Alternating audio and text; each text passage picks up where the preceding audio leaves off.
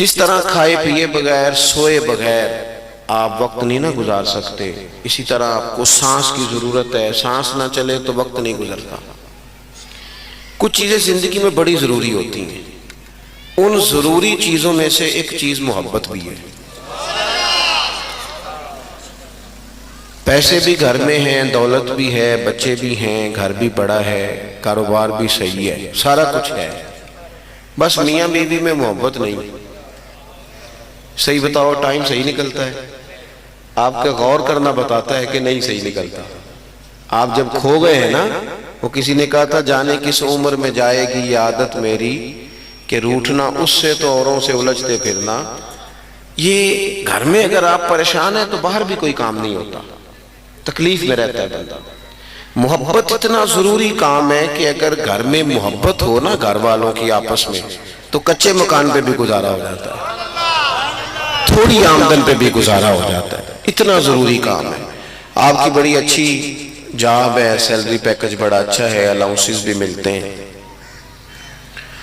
سارا کچھ ٹھیک ہے، آپ کے اپنے ضلع کے اندر آپ کی نوکری ہے، سارا کچھ ٹھیک ہے، لیکن وہاں جو مینیجر صاحب ہیں ان سے بنتی نہیں، آپ کی عملے والوں سے بنتی نہیں۔ مجھے بتائیں کہ ساری آمدن ٹھیک ہونے کے باوجود دفتر جانے کو دل کرتا ہے؟ آپ بیٹھ جائیں گے، تشریف رکھیں، تھک جائیں گے، اللہ آپ کو بیٹھ جائیں، اللہ خوش رکھے۔ آپ سمجھیں اس بات کو کہ محبت کے بغیر گزارا نہیں۔ گاڑی میں سفر ہو رہا ہوتا ہے تو بعض اوقات اس طرح ہوتا ہے کہ کوئی ایک بندہ نا غلط کراس کر جاتا ہے، اور یہ غلط کراس کرنے والے بڑے تیز ہوتے ہیں، غلط کراس بھی کر جاتے ہیں اور تنقید بھی کر جاتے ہیں کہ انہوں چلا لو، ان کے کراس بھی غلط کر گئے۔ اب وہ ڈرائیور کا موڈ خراب ہو گیا، آپ کا سفر نہیں صحیح گزرتا، بندہ پریشان ہو جاتا ہے۔ چلے یہ مثال اگر مشکل لگی ہے تو آسان مثال دے دیتا ہوں۔ یہ تو کڑی منڈے دا بیاہ رکھی دے نا، یہ بھی دعا منگی دی ہے کہ روٹی پوری آ جائے، یہ بھی دعا منگی دی ہے رشتہ دار کٹھے ہوئے نے کدھرے لڑ نہ پڑے۔ مانگتے کہ نہیں مانگتے یہ والی؟ کیوں؟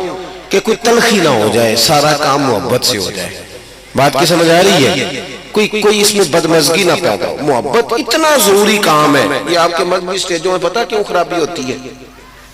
یہاں بھی کئی دفعہ ٹینشن ہو جاتی ہے، اس لیے کہ انتظامیہ کے لوگ ہیں 26-27، بلکہ بعضوں کو پہ تو 80-82، تو ہر ایک نے ایک کی سفارش کر دی ہے، اس کو بھی کچھ کرا دو، اس کو بھی کچھ کرا دو، تو پھر وہ بیچارے محفل کرانے والے میں نے دیکھا بڑے پریشان ہو جاتے ہیں، اب میں نے کس کی ماننی ہے، کیا کرنا ہے۔ اور اگر ماحول تھوڑا سا مینٹین رکھا جائے، پیار کے ساتھ رکھا جائے، تو پھر اگر نیچے بیٹھنے والوں کو بھی مزہ آ رہا ہوتا ہے تو اسٹیج والوں کو بھی تھوڑا آ ہی جاتا ہے۔ شرط یہ کہ محبت ہو۔ کوئی کام بھی اگر بغیر محبت کے کرو گے نا وہ ٹھیک نہیں گزرے گا۔ آپ اپنی زندگی میں ہم نا تھوڑے تھوڑے تلخ ہو گئے، رویے سخت ہو گئے، حالانکہ اگر آپ دین کو پڑھیں تو دین سارا ہی محبت ہے۔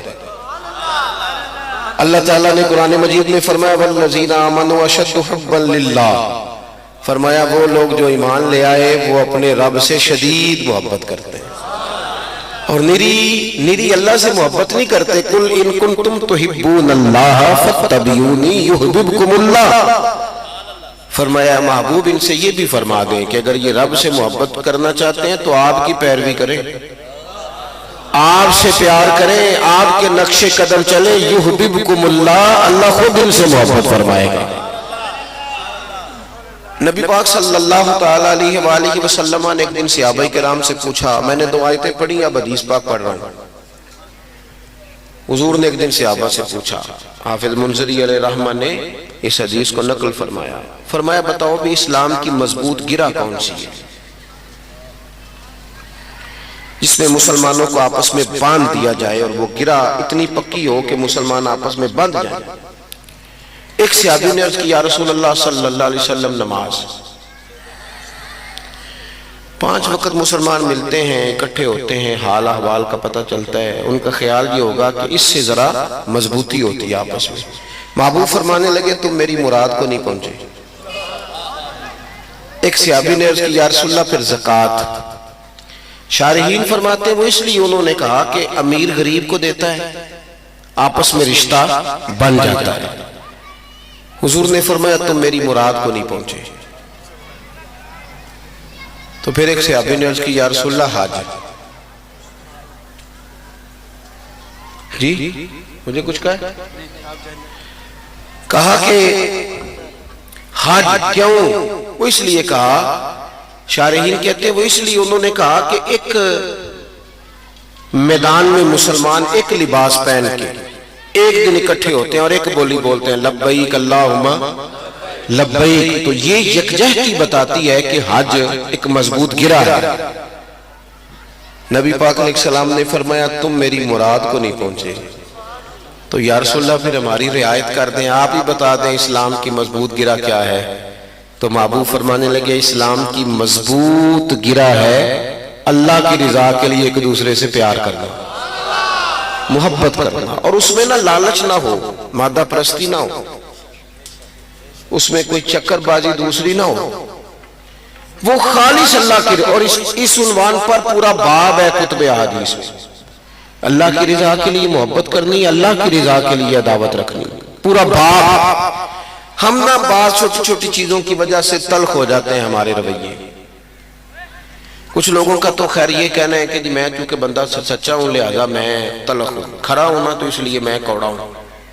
سنیے نا گل تسی، ان لوگوں کو بھی سجدہ صاف کرنا چاہیے، یہ ٹھیک نہیں کہتے، یہ صحیح نہیں کہتے، کہتے جی میں چونکہ کھرا آدمی ہوں، اور بڑے فسوق سے کہتے ہیں میں بھی کھرا بندہ ہوں، میں بھی چونکہ حق سچ کہتا ہوں لہذا میں تلخ ہوں، میری بات بری تو لگے گی، اور میں بات سچی کرتا ہوں، میں کھرا ہوں لہذا میں سخت بولتا ہوں۔ تو میں نے کہا میاں آپ مہربانی کریں، آپ سجدہ صاف کریں، آپ غلط کہہ رہے ہیں، اس لیے کہ دنیا میں سب سے زیادہ سچ مدینے والے محبوب نے بولا ہے، اور سب سے میٹھا کر کے بولا ہے۔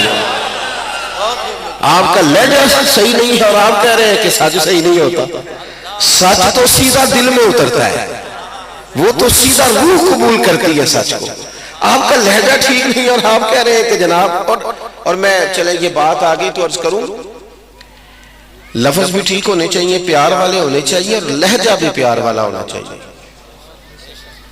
جی لہجہ بھی،